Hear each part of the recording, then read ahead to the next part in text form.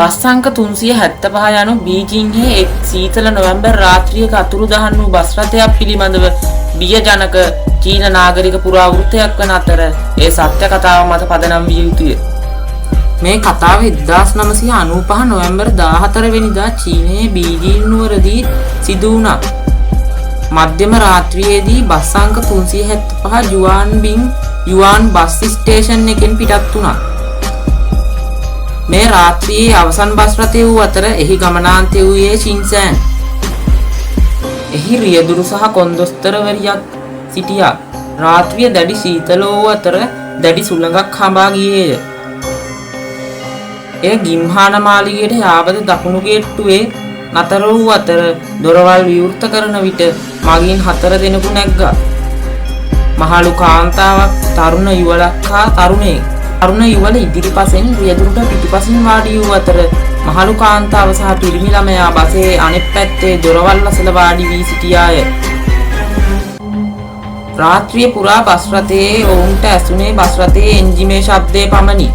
මෙම මාර්ගයේ දුෂ්කර ප්‍රදේශයක් වූ අතර මාර්ගයේ වෙනත් වාහන නොතිබුණි. ටික වේලාවකින් බස් එක දිහාට අතවනමින් පාර අයිනේ ඡායා දෙකක් රියදුරු දැක්කා. රියදුරා නතර කර දොර විවෘත කරන විට තිදෙනෙකු නැග්ගා. ඔවුන් අතර තුන්වන මිනිසෙකුට සහාය වෙමින් සිටි මිනිසුන් දෙදෙනෙක් ඔහුව උරහිස් වලින් අල්ලාගෙන සිටියහ. මැද සිටි පුද්ගලයා අවුල් වී හිස නමා සිටි නිසා කිසිවෙකුට ඔහුගේ මූණ නොපෙනුනි. තිදෙනාව කිවිම් රාජවංශයේ සාම්ප්‍රදායික චීන සලු වලින් සැරසී සිටි අතර ඔවුන්ගේ මුහුණු මාරාන්තිකව සුදුමැලි වී ඇත. අනුකාන්තාව බසයේ පිටිපස අසුන්ගෙට සිටින ආදුනන පුද්ගලයන් තිදෙනා දෙස හැරී බලා සිටියාය. බියකරු නිශ්ශබ්දතාවයක් ඇති විය. මගින් කිසිවෙක් වචනයක්වත් කීවේ නැත. නැවතුම් 3-4ක් ගිය පසු තරුණ ජෝඩුව බසයෙන් බැස ගියේය.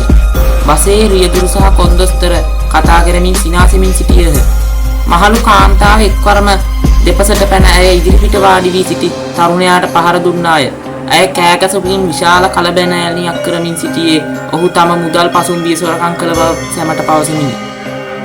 තරුණයා නැගිට ඇය සමග බහින් බස් වීමට පටන්ගත්.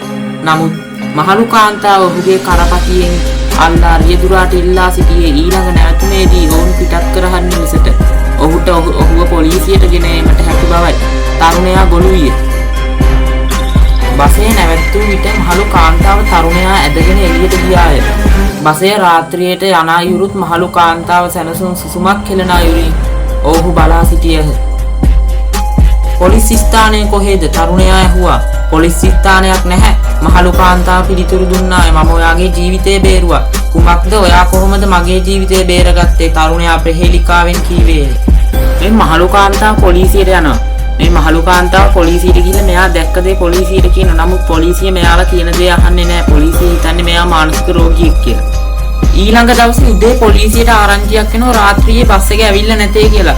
375 බස් එක ඩ්‍රයිවර් සහ කොන්දොස්තරත් එක්කම අතුරුදහන් කියලා පොලිසියට ආරංචිය එනවා. පොලිසිය මුළු ටවුන් එකේම හෙව්වත් පොලිසියට මේ බස් එක ගැන හොඩුවාවක් හොයාගන්න හම්බ වෙන්නේ නැහැ. මේ සිද්ධිය බීජිං නිවුස් වල පවා ප්‍රචාරය වෙනවා. රූපවාහිනී සාකච්ඡාවක්ද තියෙනවා මේ මහලු කාන්තාව සහ පිරිමි ළමයා සමග. දින දෙකකට පසුව පොලිසිය මෙම බස් රථය හොයාගන්නවා. මේ බස් රථයේ පොලිසියට හමු වෙන්නේ ජලාශයක තිබී. ඉතින් මෙම බස් රථයේ තිබී අධික ලෙස නරක් වූ මල සිරුරු 3ක් මොවුන්ට සොයාගන්න පුළුවන් වෙනවා. එක් මල සිරුරක් කාන්තා කොන්දොස්තරගේ සහ අනිත් මල සිරුර බස් එකේ රියදුරුගේ සහ නාඳුනන පිරිමි කෙනෙකුගේ මල සිරුර.